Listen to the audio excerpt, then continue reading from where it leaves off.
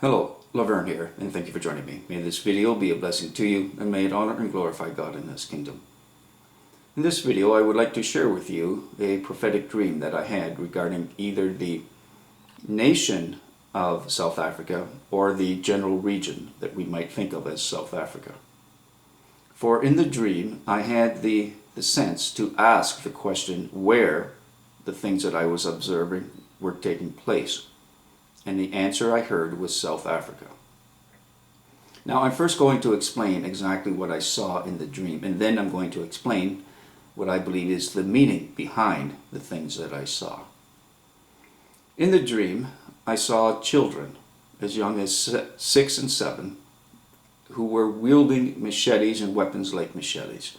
They were gleeful, they were laughing, and they were either play fighting or training for warfare. And there was this sense that they were happy about attacking and going to war, looking forward to it.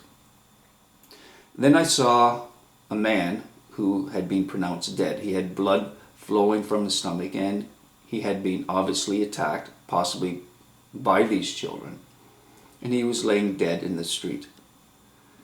Then a Christian man comes along, and I heard him praying in tongues over this person. And this man came alive. He was raised from the dead.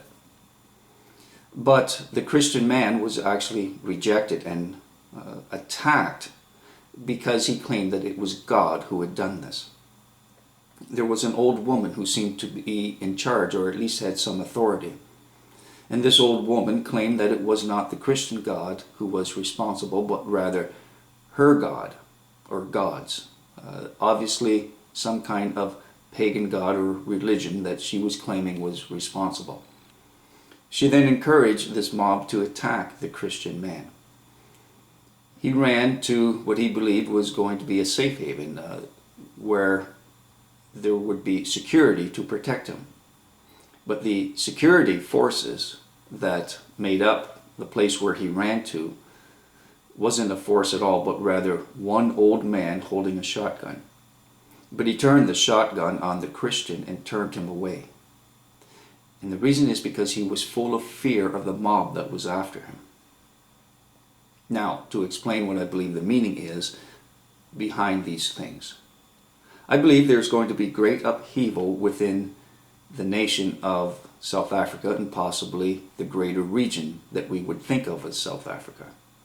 Whether there's going to be simply civil disobedience, possibly civil war, or if it's going to go further than that and actually have war break out within the area of South Africa, where South Africa would be at war with its bordering nations. I'm uncertain on this matter, but certainly there is great upheaval. The security force represents the political system and the military and the police. And there was great fear. It had been reduced to this feeble old man. This means that the political system is going to come under attack, and the security forces are going to be as this feeble man, unable to deal with the situation. And the people who are in power are going to be fearful, fleeing for their very lives. There's going to be an attack on Christians. There's going to be an increase of pagan belief systems, and they are going to persecute and attack Christians. This is something that's going to be happening in the future. Now, exactly when, I don't know. In the dream, I didn't have the sense to ask when this was going to occur, only where. So the children represent the new system, and that is going to be run by a new way of thinking, a new order. Possibly the children represent young men who are going to control the system, going to control the politics and the armed forces and the such. The old system is going to fall away, coming under this attack. Now, what sets it off is unclear, but it is possible that this prophetic dream is connected to one that I had more than a year ago. And I'll include a link, possibly 2 links to videos where I've talked about a prophetic dream in which I saw the bird flu evolving into a virus that could make the jump from birds, from fowl, to mammals. And in that prophetic dream, I explained that it would be a man-made virus, that man would manipulate it and cause this to happen. Well, recently in the news, scientists have announced that they have created just such a bird flu, that they created a new virus of the bird flu that can do just this, that it can make the jump from birds, from fowl, to mammals, to humans, in fact.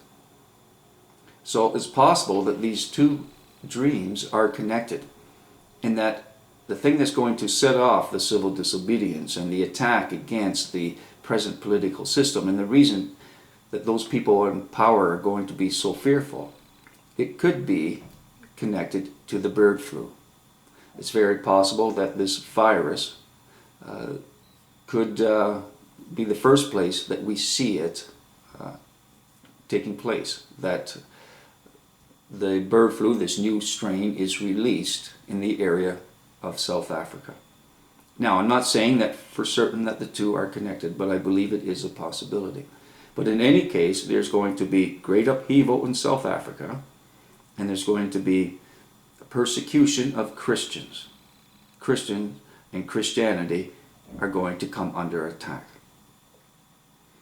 Now, I'd like to talk a little bit about the nation of South Africa. Before having this dream, South Africa was not a place that I actually had an interest in, that I knew very little about it. Now, since having the dream, I did a bit of research, and what I found is that it is actually considered to be a Christian nation.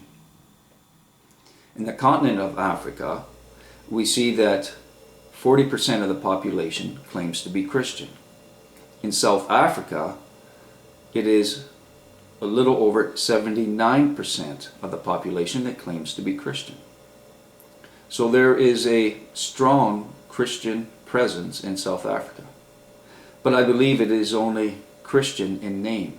For if we look at the statistics in Africa, and we look at the things that are going on there, what we see is that it is known as the rape capital of the world. Now, it is not possible for a Christian nation to be known as the rape capital of the world. If there was an 80% population of true Christians, there is no way it could be known as the rape capital of the world. So what we see is that Christianity has been married to paganism, and that paganism has a strong influence on the type of Christianity that is taught there. Polygamy is also accepted there. The president of South Africa is a polygamist. He was recently married to, I believe it's his 4th or 5th wife, and it's possible that he's going to be marrying another wife in the near future. So the Christianity that is being taught in South Africa is nothing like what true Christianity is. This could very well be the reason that this takes place. I've also explained in other videos of mine, actually going back 2 or 3 years, that I had visions and dreams of God attacking the apostate church, that he was going to uproot the apostate church, and from this the true remnant is going to show itself. Well, this could very possibly be God pouring out his wrath on South Africa, a nation who claims to be Christian but in fact are anything but Christian. Now, this is not to say that there are some true Christians living in South Africa, but as a whole, certainly it cannot be said that South Africa is Christian, not with things such as polygamy being taught and it being the rape capital of the world. Now, I'm going to include a link to a site where it talks about South Africa being the rape capital of the world. In it, it gives a couple examples. One is of a 8-month-old baby that is gang raped, and a 9-month-old baby that is gang raped. Gang raped by In the one case, 4 men. In another case, 6. Now, some of this is due to the fact that many Africans believe, at least in South Africa, that they can cure AIDS if they have sex with a virgin. Well, again, this is not Christian. If someone claims to be a Christian in South Africa and at the same time believes that they can cure themselves of AIDS by having sex with a virgin, and then they go and gang rape an 8-month-old baby, well, this is anything but Christian. And this could very well be the reason that we see the things happening in South Africa. That it is, in fact, not a Christian nation. Paganism and these pagan beliefs are so strong within the culture of South Africa that they do these kinds of things. Alright, as always, I look forward to comments and messages. Till next time, peace and blessings.